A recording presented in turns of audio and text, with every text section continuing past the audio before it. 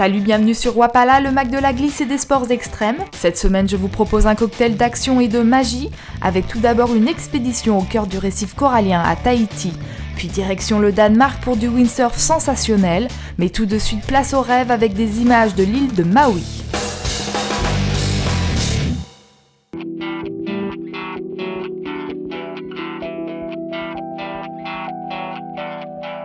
Bruno Sroka, triple champion du monde de kitesurf et premier kitesurfer à avoir passé le Cap Horn en 2008, nous invite à vivre le rêve éveillé d'un voyage à Hawaï. Ce passionné de glisse ramène de ses valises un magnifique clip qui nous invite à la balade sur la splendide île de Maui. Nous découvrons ainsi une discipline qui gagne à être connue, la race. Bruno a voulu nous présenter sa passion sous un autre angle que celui de la compétition. Ces images d'action nous permettent de découvrir une discipline dynamique et jeune, où le matériel est au service de la performance, de la découverte, mais surtout de l'amusement. Depuis ses débuts, la discipline a parcouru du chemin et le matériel s'est adapté à la demande. Aujourd'hui, l'objectif est de naviguer avec une force de vent minimale et de remonter un maximum au vent. Mais pour éviter toute dérive comme la course à l'armement, en 2012, une nouvelle règle va être appliquée. Toutes les planches devront être de série et respecter une certaine jauge. Ce qui permettra de limiter les coûts pour tout le monde et de rendre cette discipline encore plus accessible. Alors si comme Bruno vous faites du kite et que vous savez partir, revenir et caper, vous pouvez foncer dans votre surf shop et vous munir de ce petit bolide des mers pour foncer à l'assaut des mystères de l'océan.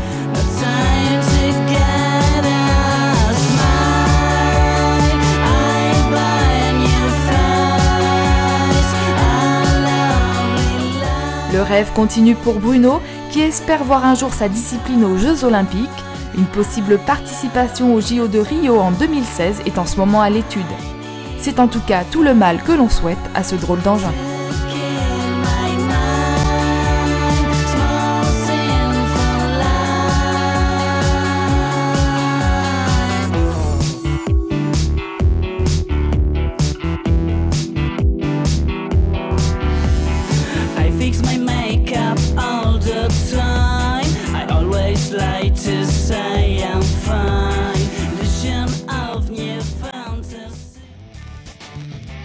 On change de sport mais on reste dans le thème des îles d'Hawaï avec une grande première pour la Coupe du Monde de windsurf au Danemark.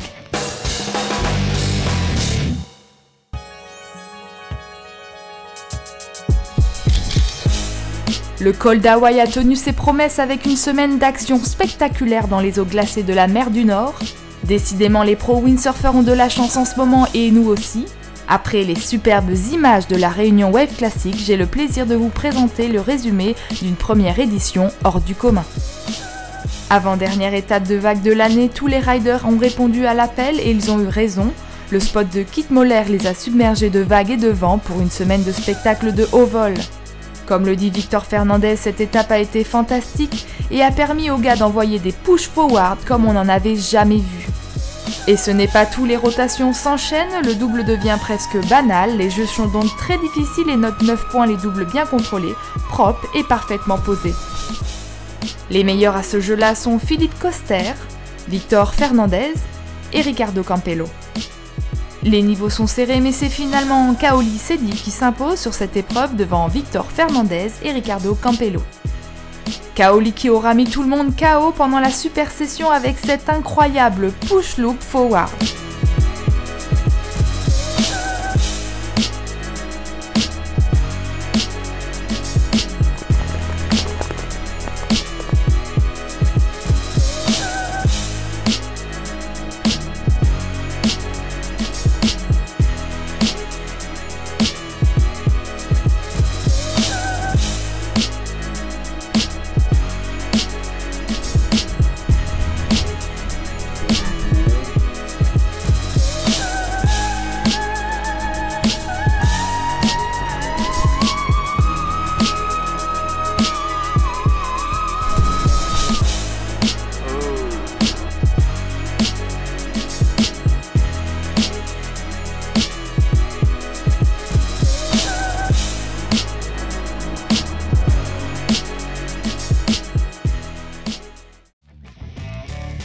On retrouve le calme et la chaleur des îles de la Polynésie française pour un trip 100% écolo.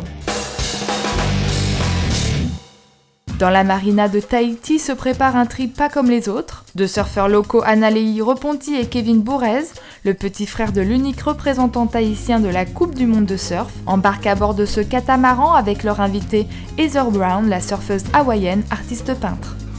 Cette joyeuse bande va prendre place à bord de ce navire pour une expédition nommée Coral Guard en partenariat avec WWF. Elle a pour but de protéger le récif corallien des îles de la Polynésie française, l'objectif étant de sensibiliser la population à l'environnement marin. Le principal ennemi du corail ici, c'est la taramea. Ce monstre à 18 bras est également appelé acanthaster.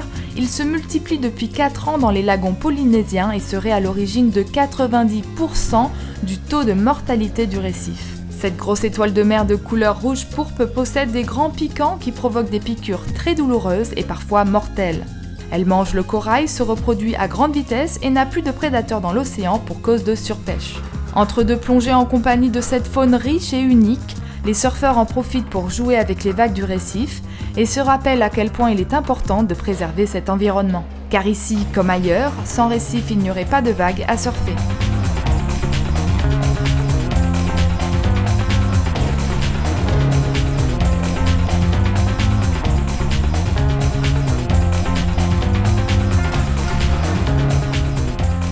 La taramea n'est pas le seul ennemi du récif, le réchauffement climatique et la pollution de l'homme sont autant de facteurs qui mettent en danger ce fragile écosystème. Le mag se termine, je vous laisse apprécier ces images de rêve et vous donne rendez-vous la semaine prochaine. A plus et bon ride!